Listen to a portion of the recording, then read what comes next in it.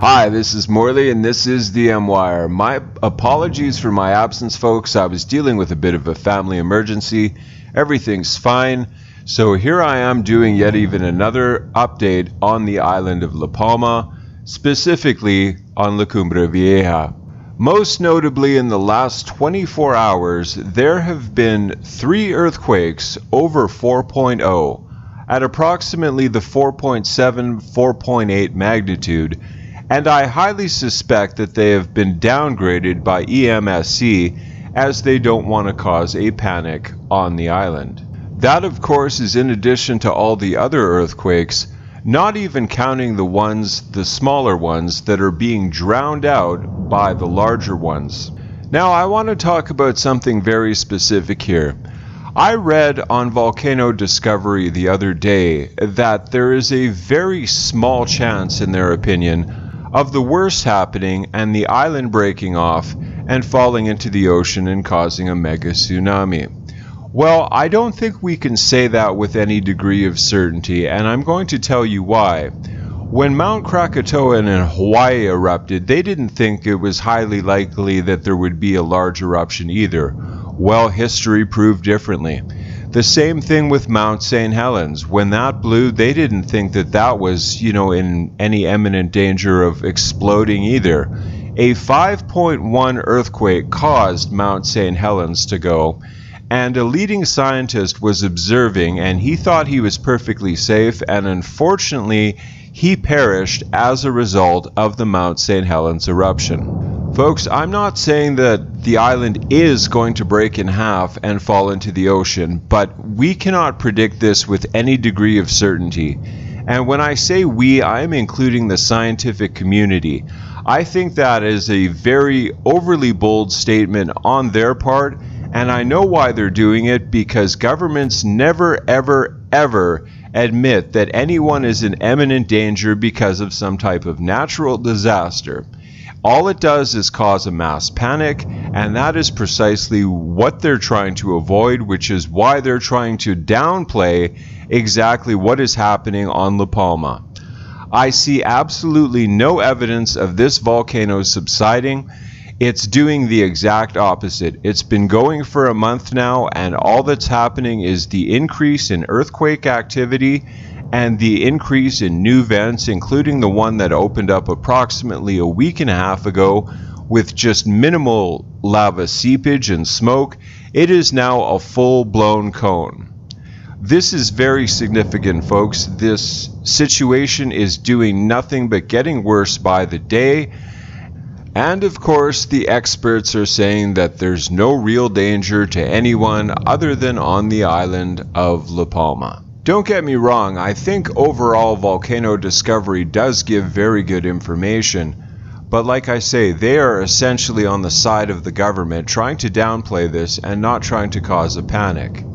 Folks, no one knows for sure what's going to happen with La Palma. All I know is that there's a very small island under constant earthquake activity and has been for over a month, and the question remains, how much seismic activity can a small little island like that take until something absolutely catastrophic occurs? So on the subject of Volcano Discovery, they just put out a recent lava map issued yesterday actually. Now, as you can see in red there, that's basically the lava flow from September 20th when it more or less started erupting. And all these others are the updated statuses as we go on. The 29th of September, the 15th of October, the 24th, the 25th, and the 26th of October are the green, brown, and white and dark green colors. So you can see just in the past few days how much lava has come out of the volcano, and that's largely due to cone collapses. There have been multiple cone collapses in the last couple days, folks. And whenever that happens, it increases the surge of lava, obviously, and changes the trajectory of the lava, because as the cone collapses, the lava just goes wherever gravity takes it, and that's why there's such a dramatic increase in new lava flows. Here's what Volcano Discovery had to say about this lava map. The rapid mapping team of the Copernicus project released the 34th update on the map of the area, covered the new lava, totaling now 908.2 hectares as of October 26, 7:08 a.m. UTC. The good news is that the larger the lava field is, the more likely is that new lava will rather be added on top of it instead of covering new areas. In fact, the activity on the sides of the lava flow has slowed down. Only about 1.9 hectares were covered by new lava flows and no new buildings damaged in a 24-hour interval. So that's pretty good news overall. However, like I say, whenever there's a cone collapse, and there have been several of those, that changes the trajectory of the lava, and we don't quite know yet where the lava is going to go from the latest fissure opening as of a week and a half ago. Now I'm going to get into Volcano Discovery's main update here, which isn't very long, but I also want to share an article with you about the landslides and the cone collapses. This is very significant. The activity at the vents has strongly increased this morning. Tall lava fountains reported up to 600 meters tall rise from the main vent, while others produce dense ash and lava spattering. Lava can also be seen flowing on the surface away from the cone. This seems to correlate with an increase of earthquakes in the last 24 hours after having been reduced in numbers yesterday. There were 4 quakes between magnitudes 4.7 alone, in addition to 130 ones at magnitudes around 2.5 to 3.9. One of the magnitude 4 quakes occurred early in the morning at a shallow depth of 13 kilometers, which is thought to be the main vent reservoir of the magma before it rises to the vents. So I stand corrected. There's been 4 quakes over 4.0 in the last 24 hours. Quakes precede phases of intensification. It seems that such upticks of the quake activity precedes phases of increased lava supplies several hours later. This might fit into the following model. First, magma pressure at the depths increases either by surges from new magma arriving, or there are temporary blockages in the paths above, preventing a significant release at the eruption. Then, the pressure on the surrounding rocks create new cracks and paths and show up as quakes. Third, the magma then rises through the new and existing conduits until it reaches the surface hours later. I mean, there could potentially be new quakes as well from water intrusion interacting with the magma itself, causing explosions. That's one thing that they didn't mention here that I certainly think is worth mentioning. So I'm going to get into this quick article, folks, about the cone collapses. There have been several of those over the past several days, but this latest one is a very significant one, and it certainly is worth mentioning, as they all are, but I'm just going to briefly go over this. As reported by Involcan, the Volcanological Institute of the Canary Islands, the internal cone of the La Cumbre Vieja volcano on La Palma has collapsed on itself, and this occurred today, Tuesday, October 26, around 6:50 p.m. Canarian time, and was posted on its social networks. According to the latest report from the Department of Homeland Security, this has caused molten material to overflow in a more aggressive emission from the main mouth. During the last 24 hours, the evolution of the eruption has been marked by the modification and reconfiguration of the main cone of the volcano.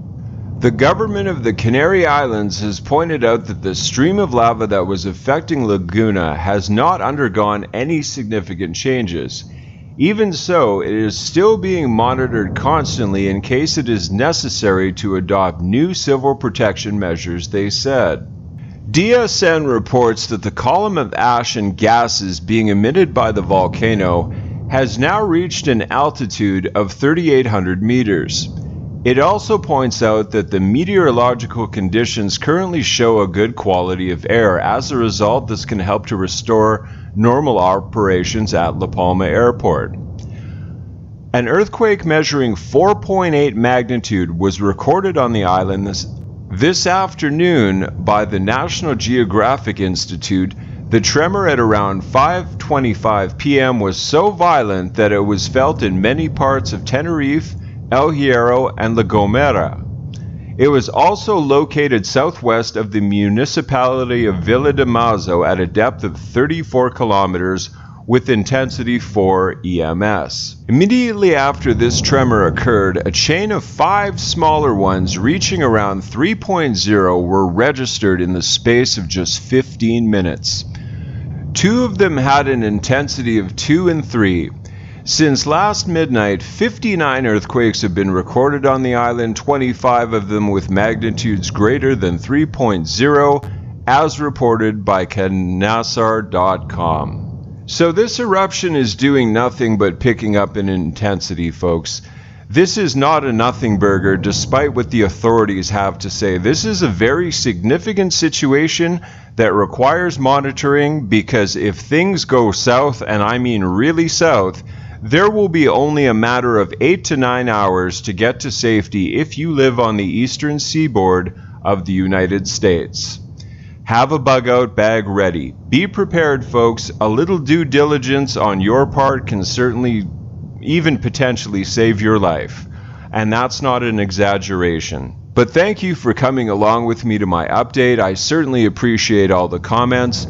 Please like and share the video. That really helps propel it in the algorithm. I greatly appreciate it. People need this information. And until the next update, God bless.